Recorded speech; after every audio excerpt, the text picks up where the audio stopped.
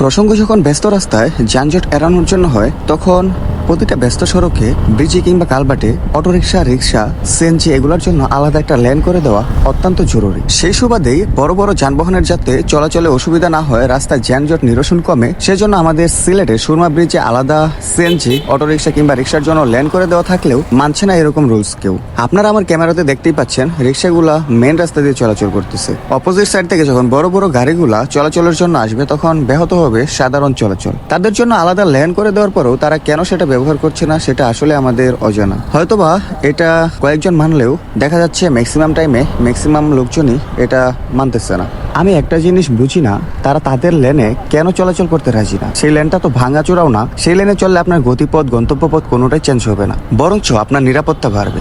রিক্সাওয়ালারা যদি মেন রোডে থাকে তখন একটা বড় গাড়ি থাকলে ওটার সাথে ধাক্কা খাওয়ার, অ্যাক্সিডেন্ট হওয়ার একটা প্রবণতা থাকে। এই ঝুঁকি থেকে মুক্ত করার জন্য আলাদা লেন ডিভাইডেড করে দেওয়া হয়েছে যাতে আপনারা নিরাপদে আপনাদের ছোট ছোট যানবাহনগুলো চলাচল করতে পারেন। আপনাদের উচিত আপনাদের নিরাপত্তার স্বার্থে এগুলা মেনে চলা, আপনাদের লেনে থাকা। আপনারা সবসময় মাথায় একটা জিনিস রাখবেন, ট্রাফিকের যে আইনগুলো বানানো হয়েছে, তৈরি করা হয়েছে, সেগুলো ট্রাফিকের স্বার্থে বানানো হয় নাই। সেটা আপনার নিজের নিরাপত্তার স্বার্থে বানানো হয়েছে, আপনার নিজের সুবিধার জন্য বানানো হয়েছে। সো আমরা কেন নিজেদের নিরাপত্তাকে হুমকির মুখে ঠেলে দিচ্ছি এটা আমার বোধগম্য নয়, আমার জানা নেই। আমরা নিজেরা নিজেদের বিপদ ডেকে আনি। কেন আমরা সতর্ক হই না? আমরা চাইলে একটু সতর্ক হইতে পারি।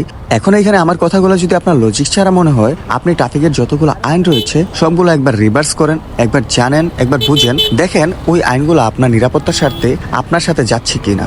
সড়কে নিরাপদভাবে চলাচল করার জন্য ট্রাফিক আইনগুলো আপনার মধ্যে ধারণ করা অত্যন্ত জরুরি। যতদিন পর্যন্ত না ট্রাফিক রুলসগুলো মেনে চলতে পারবেন, নিরাপদে সড়কে চলাচল করার কোনো চান্সই থাকবে না আপনার। আপনি প্রিপেয়ারই হতে পারবেন না নিরাপদে চলাচল করার জন্য।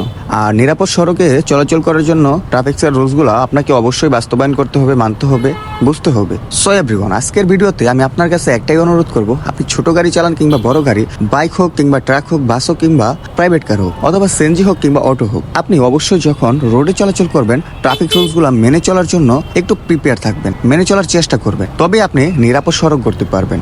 আর আপনি বিশেষ করে আপনার নিজের লেনে থেকে যানবাহন চলাচল করার অভ্যাস করে নেবেন। কেননা আপনি যখন অপোজিট লেনে চলে যাবেন কিংবা রং সাইড দিয়ে গাড়ি রাইড করবেন, তখনই দেখবেন একটা অনাকাঙ্ক্ষিত ঘটনার সম্মুখীন হয়ে যাবেন। হতে পারে সেটা আপনার জীবন নাশের কারণ, অথবা আপনার জন্য, আপনার ভুলের জন্য অন্য একটা নিরীহ মানুষের জীবন নাশের কারণ। সো এভরিওয়ান, পরিশেষে একটাই কথা, নিরাপদভাবে যানবাহন রাইড করুন, নিজে সেফ থাকুন, অন্যকে সেফ রাখুন, পরিবারকে সেফ রাখুন। আরেকটা কথা সবসময় মাথায় রাখতে হবে, আমরা যে সকল অনিয়মগুলোকে পরিবর্তন করতে চাই সেগুলো পরিবর্তনের জন্য সবার আগে আমার নিজেকেই পরিবর্তন হতে হবে।